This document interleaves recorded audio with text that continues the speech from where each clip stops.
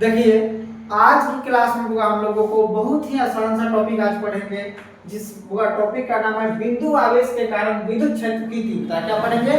बिंदु आवेश के कारण विद्युत क्षेत्र की तीव्रता। ठीक है बुआ, विद्युत क्षेत्र की तीव्रता बराबर फॉर्मूला होता है जो हम आपको पिछले वीडियो में यानी लेक्चर 1 या 2 में हम आपको बताए हैं। इसको बिंदु आवेश के कारण विद्युत क्षेत्र की तीव्रता भी पढ़ना, और केवल पूछेगा विद्युत क्षेत्र की तीव्रता, तो विद्युत क्षेत्र की तीव्रता को ई से सूचित करते, किसी से ई से सूचित किया जाता है। और ई इक्वल टू बुआ होता है आपका एफ बाई हो जाएगा आपका क्यू नॉट। क्या हो जाएगा बुआ? F by Q not. कोई दिक्कत नहीं ना?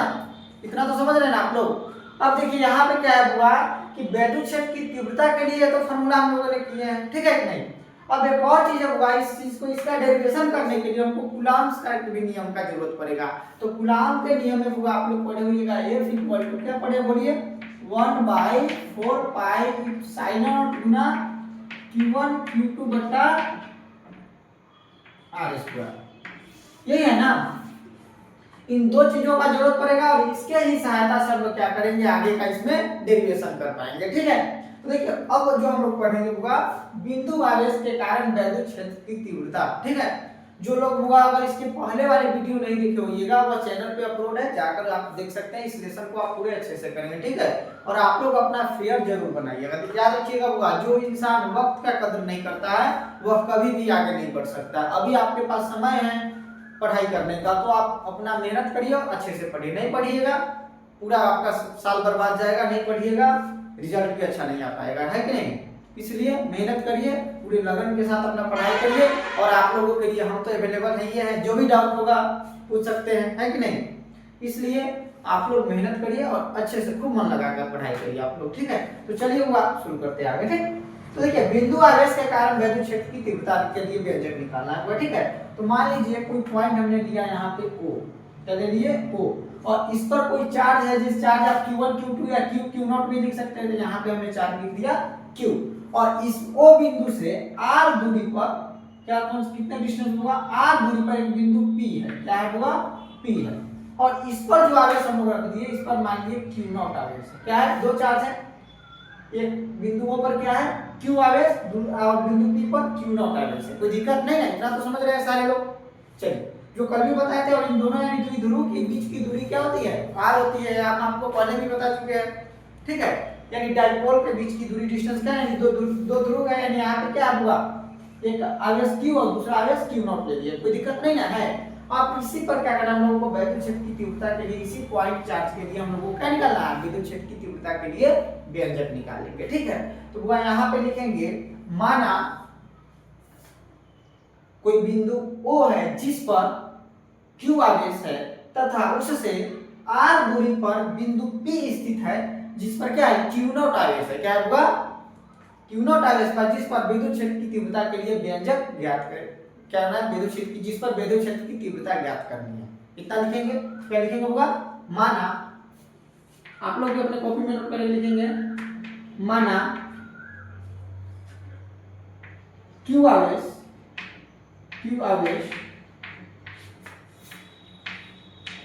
बिंदु O पर क्या है, स्थित है, जिससे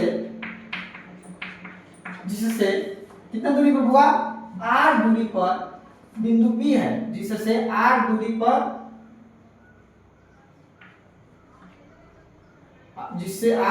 बिंदु P है, जिस पर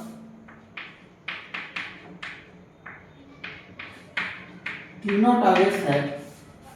क्या हुआ? Q0 आवेश है, जहां विद्युत क्षेत्र की तीव्रता ज्ञात करनी है। ठीक है, या इसका कहेगा होगा जिसका परावैद्युतांक K है। मान लेंगे होगा जिसका, यहाँ पे लिखेंगे जिसका परावैद्युतांक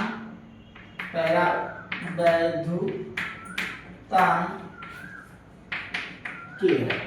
अब याद रखिएगा विद्युतशीलता या किसी माध्यम का परावैद्युतांक है या विद्युतशीलता का है, तो वहां पे बोलेंगे होगा कि किसी माध्यम की विद्युतशीलता तथा निर्वात की विद्युतशीलता के अनुपात को याद रखिएगा, जिसको के से सूचित करते हैं बुआ, और इसमें याद रखिएगा कहेगा किसी माध्यम की विद्युतशीलता यानी ई और निर्वात की विद्युतशीलता ई नॉट के अनुपात को परावैद्युतांक कहते हैं। क्या बोलते हैं? परावैद्युतांक कहते हैं। याद रहेगा परावैद्युतांक क्या है बुआ? तो बोलेंगे किसी माध्यम की विद्युतशीलता तथा शून्य में या बोल सकते हैं निर्वात में उस पदार्थ की विद्युतशीलता के अनुपात को क्या कहते हैं? परावैद्युतांक कहते हैं। कोई दिक्कत नहीं ना।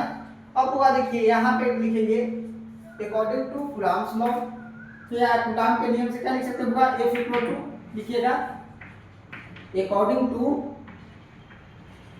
कूलॉम्स लॉ, यानी कूलॉम के नियम से क्या लिखेंगे बुआ? कूलॉम के नियम से लिखेंगे बुआ। कूलॉम के नियम क्या कहता है? F इक्वल टू बोलिए 1/4 pi epsilon not Guna Q1 Q2 या Q0 लिख सकते हैं बटा R स्क्वायर। कोई दिक्कत? दो चार्ज है, दो चार्ज Q1 Q2 लिखे या Q0 लिखे, यहाँ पे हुआ Q0 लिखे, इसके लिए मैंने यहाँ पे लिखा Q0। कोई दिक्कत नहीं ना। ठीक, उसके बाद हुआ हम लोग को क्या निकालना है? वैद्युत क्षेत्र की तीव्रता के लिए व्यंजक। बिंदु आवेश के कारण वैद्युत क्षेत्र की तीव्रता के लिए व्यंजक। तो लिखेंगे वैद्युत क्षेत्र की तीव्रता के लिए व्यंजक वैद्युत क्षेत्र की तीव्रता, वैद्युत क्षेत्र की तीव्रता इक्वल टू क्या होता है? अभी तो पता है वैद्युत क्षेत्र की तीव्रता इक्वल टू 1/Q0। तो क्या लिखेंगे बुआ? यहाँ पर E इक्वल टू क्या लिखेंगे?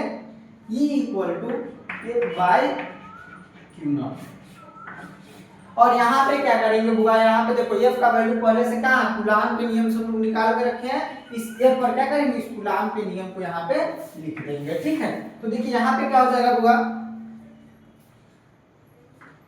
यहाँ पे जब लिखना होगा तो लिखेंगे E इक्वल टू F का वैल्यू इसमें रख देंगे बुआ। तो F का वैल्यू क्या है? 1/4 pi epsilon not Q1 Q2 बटा R स्क्वायर। तो लिखेंगे 1/4 pi epsilon not Guna Q0 बटा R स्क्वायर। ठीक है, और बटा में लिख देंगे बुआ यहाँ पे Q0। क्या लिख देंगे?